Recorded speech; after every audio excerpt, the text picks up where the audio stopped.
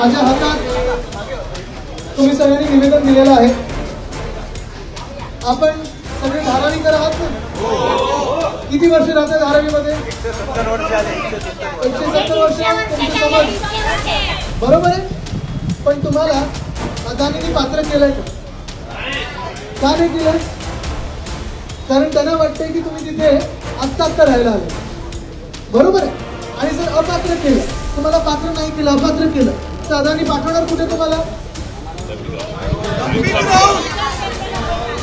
देवना dumping ground ऐकलं?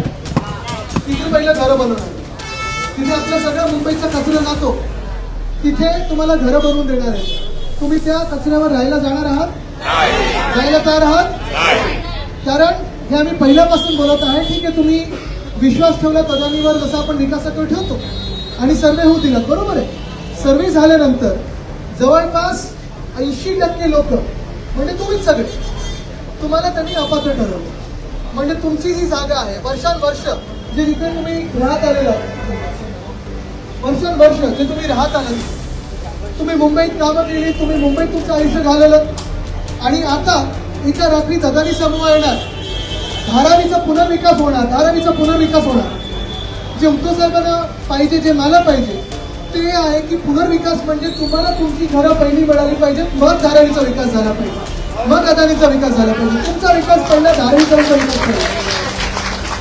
पण आज काय होतं की साधारणपणे आपण पाहतोय 1 जानेवारी 2000 सालापर्यंत जे असतील ते पात्र, त्याच्यानंतर सगळे अपात्र, त्यांना घरं घ्यायला लागणार, विकत घ्यायला लागणार.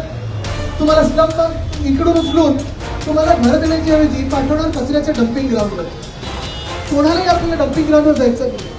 जर आपल्याला डम्पिंग ग्राउंडवरती जागा देणार असतील तर माझी पहिली मागणी ही आहे की तिथे 2 बंगले बांधावे. एक अदानी स्वतःसाठी बांधावं, दुसरा जे धारावी रिडेव्हलपमेंटचे CEO आहेत त्यांच्यासाठी बांधावं. पहिलं त्या दोघांनी तिथे 6-6 महिने राहावं, मग आपल्याकडे तिथे घरं दिली.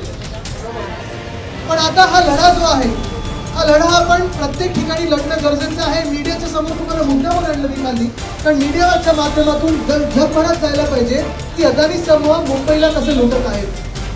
मी तुम्हाला आज विचारत आहे, ठीक आहे, तुम्ही एकदा अदानीवर विश्वास ठेवलात, तुम्ही सर्वे करून दिलात, उद्या अदानीची लोक तुमच्या घरावर येतील, धारावी रिडेव्हलपमेंट प्लॅनची जी लोक आहेत ती तुमच्या घरावर येतील, घरातून बाहेर काढायला प्रयत्न करतील.